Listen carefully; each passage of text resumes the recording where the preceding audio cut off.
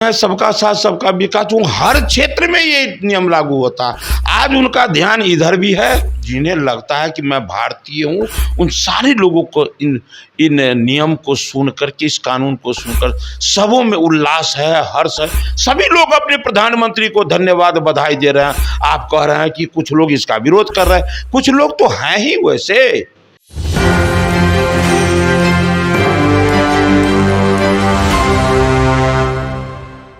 नमस्कार, मेरा नाम सदन। आप देख रहे हैं एक न्यूज़ 24। हमारे साथ बातचीत करने के लिए पूर्व में बिहार विधान परिषद के विरोधी दल के नेता और वर्तमान में भारतीय जनता पार्टी के एमएलसी हरीश सहनी है। सीए की अधिसूचना जारी कर दी गई है, इसको लेकर राजनीति शुरू है, लेकिन सीए लाने की उद्देश्य क्या है आप लोगों की? देखिए, जो अन्य राष्ट्रों में जो भारतीय मूल के लोग रह रहे हैं, जो वहाँ अल्पसंख्यक बने हुए हैं और वहाँ से असुविधा के कारण उनको जब यहाँ आना पड़ा, तो लगता है देश के लोगों को लग रहा है कि हर सूरत में इन्हें यहाँ का नागरिकता मिलना चाहिए। और उस समय में जो तत्कालीन प्रधानमंत्री थे, उनको इन सब वजहों से उन लोगों को कुर्सी से मतलब था। देश को क्या होना चाहिए, क्या जायज़ है, क्या नाजायज़ है, इन सब विषयों से ज़्यादा रिश्ता नहीं था, जिसके कारण उन समय में ध्यान नहीं दिया गया। लेकिन वर्तमान समय में एक भारत माँ के पूत, भाजपा के दूत, दुनिया के सबसे लोकप्रिय नेता, गरीबों के मसीहा, भारत के यशस्वी प्रधानमंत्री, युग पुरुष नरेंद्र भाई मोदी आज वो जो कहते हैं सबका साथ सबका विकास, वो हर क्षेत्र में ये नियम लागू होता है। आज उनका ध्यान इधर भी है कि जो दुनिया के देश में रह रहे लोग हैं, जो भारतीय मूल के हैं, जो उनको वहाँ रहने में असुविधा हो रहा है, तो हम उनको, जो यहाँ रह रहे हैं, तो हम उनको जो है यहाँ का नागरिकता देंगे।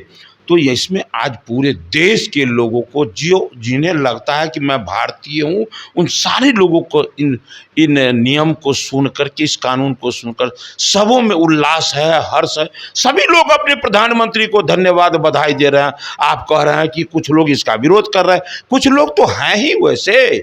जो लोग भारत माता की कहते हैं नहीं बोलेंगे, वंदे मातरम नहीं बोलेंगे, ये उनका संरक्षण करने वाले लोग हैं, तो स्वाभाविक रूप से उन्हें यह खराब लगेगा। उसके लिए जो है जनता इस बात का बहुत ज़्यादा नोटिस नहीं लेंगे। कांग्रेस का आरोप है, कांग्रेस कह रही है कि सीए पर ध्रुवीकरण की प्रयास की जा रही है। ये तो पूरा देश न जान रहा है। यह काम तो वो लोग करते आए हैं, यह बात जनता समझ गई है। आज़ादी के बाद से हर समय में यही काम तो उसने किया। इन बातों को जनता जान गया, तब ना आज दुत्कारने का काम कर रही है जनता। तो ये उनके कहने से नहीं होगा।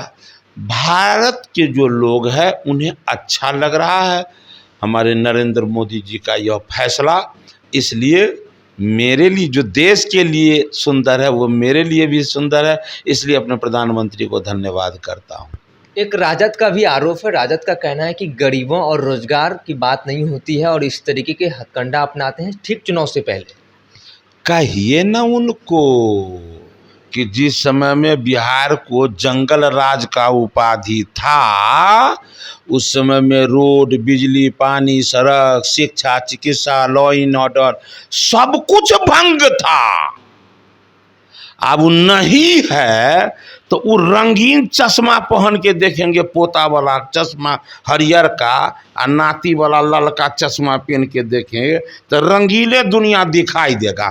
सफ़ेद चश्मा लगा कर देखेंगे, एक बिहारी होने के नाते, एक भारतीय होने के नाते, एक सनातनी होने के नाते जब वो देखेंगे उस भाव से, तो लगेगा कि बिहार भी बढ़ रहा है, देश भी बढ़ रहा है। अब उनका चश्मा ही अलग है। उनके लिए कोई, उनके बातों को देख रहे हैं ना कि लोग उतना नोटिस नहीं लेते हैं। अब मैंने बताया था कि वो कहते हैं कि ए टू जेड की पार्टी है हमारी। ए टू जेड में मैंने क्या, हम हमेशा बोलते हैं ए टू जेड का मतलब है विपक्ष में 3 प्रमुख पद होता है। एक होता है पार्टी का मतलब अध्यक्ष, तो अध्यक्ष के रूप में कौन है? आदरणीय लालू प्रसाद यादव, नेता प्रतिपक्ष बिहार विधान परिषद श्रीमती राबड़ी देवी जी, नेता प्रतिपक्ष तेजस्वी यादव बिहार विधानसभा। ये ए टू जेड का मतलब पूरा परिवार हो गया। तो विपक्ष में है तो पूरा परिवार, और जब सत्ता में है तो पूरा खानदान। ए टू जेड का मतलब उन लोग का यही होता है। इसलिए वो लोग जो कहेंगे ऐसे ए टू जेड का परिभाषा करने वाले लोग का बयान बिहार के लोग सुनेंगे। ये सबका साथ सबका विकास सबका विश्वास कहने वाले प्रधानमंत्री नरेंद्र मोदी जी के साथ आज बिहार है। निश्चित रूप से 2024 और 2025 में एनडीए का परचम फहराएगा। आपने भी एक एक करके नाम गिनाया, लेकिन कल लालू परिवार, पूरे लालू परिवार केंद्र सरकार के ऊपर और राजनीतिक के चाणक्य कहे जाने वाले अमित शाह के ऊपर हमलेवार थे। अमित शाह ने पालीगंज में जब उनकी जनसभाएं थी, उन्होंने लालू परिवार के ऊपर जोरदार हमलेवार थे। तो लालू प्रसाद यादव ने कहा है कि अमित शाह जी एक बार लिफ्ट में फंसे थे, याद है ना, एक बार फिर से फंसेंगे। ये फंसने ही का इंतजार करेंगे, निकालने का इंतजार नहीं करेंगे। गड्ढा भरा कहता था उस समय में कि सड़क में गड्ढा कि गड्ढा में सड़क, ये पता नहीं था लोगों को, उससे नहीं बिहार को उबार पाए। अभी फंसने ही की बात करते हैं। इनके मनाने से गांव घर में लोग कहता है कसाई के मनाने से जो बरद गाय मर जाती है क्या। तो इनके फंसने वाला बात से जो ही चाहेंगे वही होगा क्या। हो क्या रहा है सो देख नहीं रहे हैं। ये कहते खेला होगा, खेला तो हो गया, हुआ ना खेला। और दूसरी बात फिर वही खेला होगा, इंतजार कीजिए, आने दीजिए चुनाव का समय। आप सुन रहे थे भारतीय जनता पार्टी के एमएलसी हरीश सनी को। सत्ता के दावेदारों के हिस्सों से कुछ सवाल जवाब है, बाकी सिलसिला चलता रहेगा। अब आपकी बारी, आपकी क्या राय है न्यूज़ कमेंट बॉक्स में बताइए और देखते रहिए न्यूज़ 24। मेरे सहयोगी पिंटू के साथ मैं सतन जी पटना।